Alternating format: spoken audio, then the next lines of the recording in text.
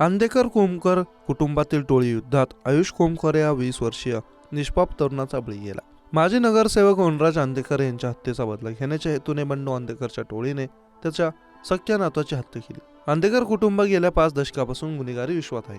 ही गुन्हेगारी आता कुटुंबापर्यंत येऊन पोहोचली. कुटुंबात रक्तरंजित असे वाद बघायला मिळत आहेत.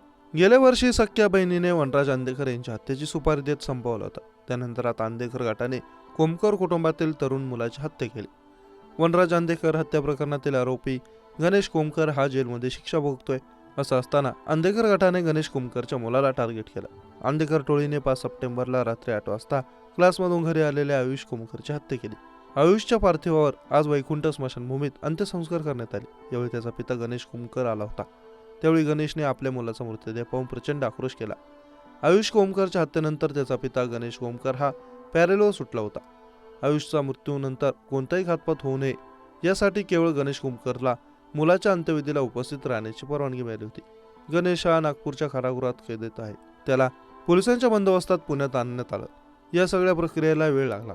तसेच पुण्यात गणेश विसर्जनाच्या बंदोबस्तात पोलीस जबाबदारी पार पाडत होते. यामुळे आयुषच्या मृतदेहावर 3 दिवसांनी आज अंत्यसंस्कार करण्यात आले. आयुष कोमकरचे पार्थिव आज वैकुंठ स्मशानभूमीत आणण्यात आलं. यावेळी स्मशानभूमीत आयुषचे भावंड, कुटुंबातील इतर सदस्य आणि नातेवाईक आले होते. आयुषच्या भावाने यावेळी प्रचंड आक्रोश केला. आयुषचा पिता गणेश येणार असल्याने अंत्यविधी थांबवण्यात आले होते. थोड्या वेळाने पोलीस व्हॅनमधून गणेश कोमकर आला. यावेळी स्मशानभूमी परिसरात पोलिसांचा मोठा फौजफाटा तैनात होता. कोणताही घातपात घडू नये यासाठी सर्वतोपरी काळजी घेण्यात आली. गणेश कोमकर स्मशानभूमीत आल्यानंतर त्याने टाव फोडला.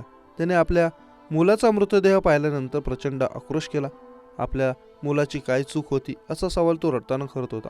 यावेळी त्याने आपल्या मुलाने दिलेले खास गिफ्ट आणलेलं होतं. आपण जेलमध्ये असताना आयुषने आय लव्ह यू पप्पा असं लिहिलेलं भेटकार्ड पाठवलं होतं. या भेटकार्डमध्ये आयुष आणि त्याच्या वडिलांचे लहानपणापासूनचे फोटो होते. हे भेटकार्ड पाहून गणेश धाय मोकळून रडत होता. त्याचा आक्रोश पाहून इतर नातेवाईक देखील रडत होते. यावेळी वातावरण अत्यंत शोककुल झालेलं होतं. बाळा, तुला चॉकलेट घेऊन आलोय मी असं म्हणत गणेशने हंबरडा फोडला. माझी काही चूक नसताना माझ्या मुलाला का मारलं? मला पण गोळ्या घाला असं गणेश कोमकर रडत रडत बोलत होता. माझी चूक नसताना माझ्या मुलाला हे का भोगावं लागलं? असे गणेश कोमकर रडताना पोलिसांना विचारत होता.